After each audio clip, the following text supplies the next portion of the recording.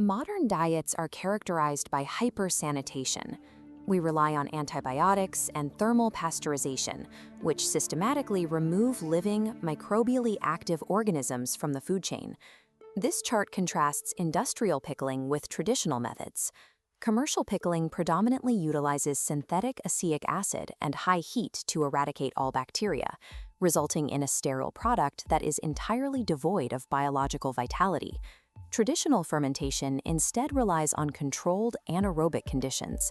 By submerging raw vegetables in a precisely calibrated saline solution, specific strains of lactic acid bacteria are selected to thrive. While this sterile food system effectively protected populations from acute infections, it also removed the microbial signals that trained the mammalian immune system. This dietary shift coincided with a measurable loss of ancestral microbial diversity. To determine the impact of these missing organisms, researchers at Stanford University conducted a 17-week clinical trial in 2021, comparing high-fiber diets against diets rich in traditional fermented foods. Looking at the top graph, the data reveals that the high-fiber cohort experienced no significant increase in overall microbiome diversity. Conversely, the fermented food cohort showed a steady increase in diversity and a systemic reduction in 19 distinct inflammatory markers, including interleukin-6. This mastery of microbial environments dates back over 2 millennia. Physical residues of fermented black soybeans discovered at Maowangdui in China reveal that early civilizations were successfully engineering multi-stage bacterial environments by 165 BCE. In 1768, Captain James Cook utilized this chemistry to keep his crew healthy.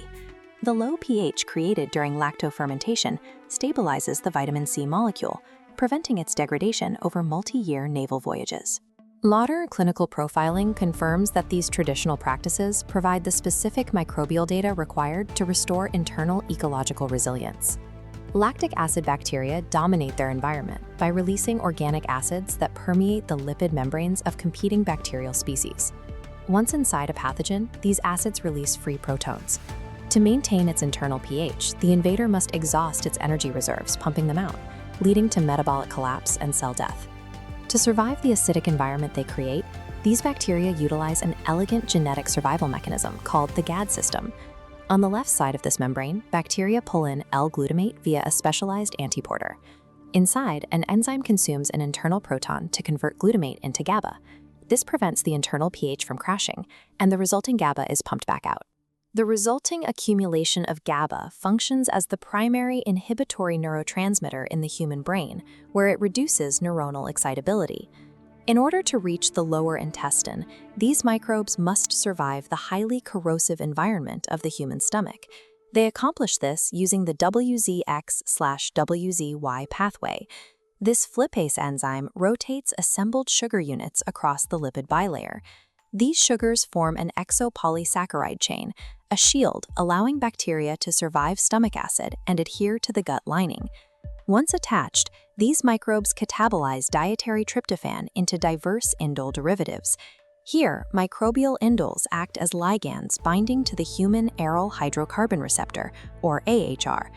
Once activated, the receptor translocates into the cell nucleus, initiating production of interleukin-22, a cytokine that reinforces and protects the gut lining. As they pass through the gastrointestinal tract, these transient organisms alter the biochemical landscape and influence human gene expression to fortify the intestinal wall. This sequence shows a resilient mucosal environment following microbial intervention, populated by a diverse network of bacteria. Despite their immunological impact, the bacteria from fermented foods do not typically become permanent residents of the gut. Their presence is transient. However, they produce high volumes of lactic acid. If left to accumulate in the colon, these high concentrations could lead to mucosal inflammation and metabolic distress. Instead, native gut bacteria like Veillonella consume the imported lactate as their primary energy source. Through this cross-feeding relay, the native bacteria convert the lactate into short-chain fatty acids, such as propionate and acetate. These fatty acids engage receptors that trigger the release of satiety hormones and promote the expansion of regulatory T cells to suppress systemic inflammation. The fermentation process begins in the brine and extends into the human body, providing the metabolites necessary to maintain genetic and metabolic regulation.